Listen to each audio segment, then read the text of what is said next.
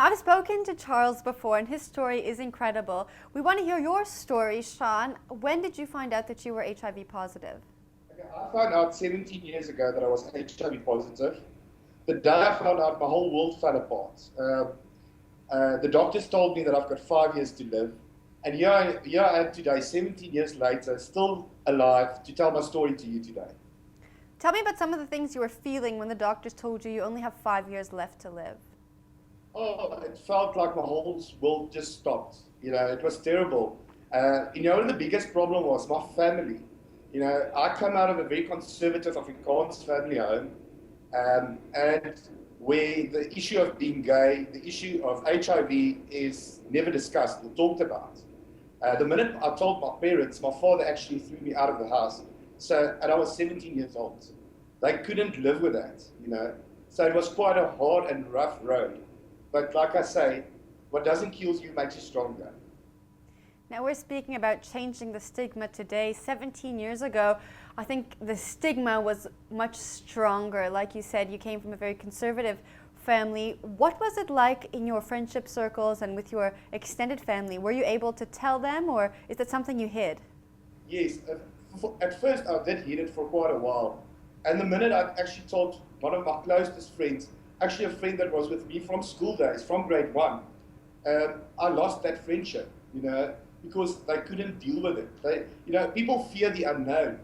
And I think that's what the biggest problem was, and is still till this day, is the fact that people are fearing the unknown.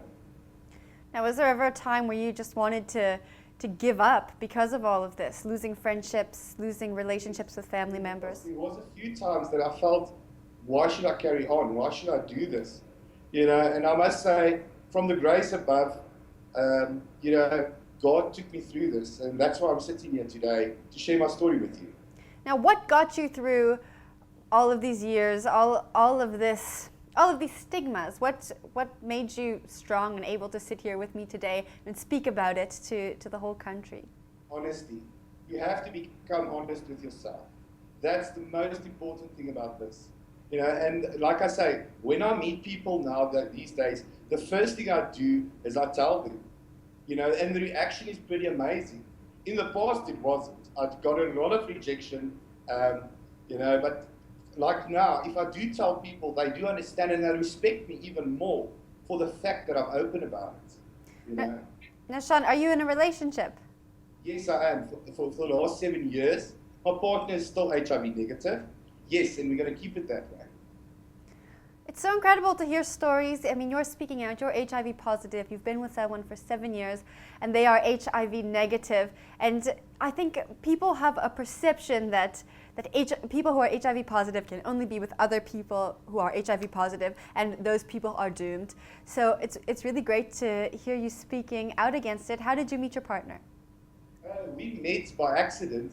I'm a DJ, so I was playing at a club one night, and I actually slept over with a friend that stayed with him. So it all came about. I just bumped into him on the property, and we started chatting, and that's where it all started. And again, I was honest with him from day one. He knew my status before he even knew my name. What was his reaction when you told him?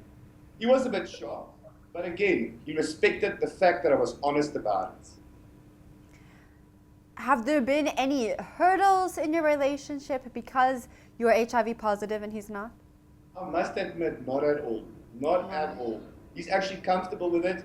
I do go for my CD4 and viral load countings every 4 months, which is great. So we're always monitoring it, seeing where I am, how it's going, and it's pretty going well with me at the moment, with my ARVs as well.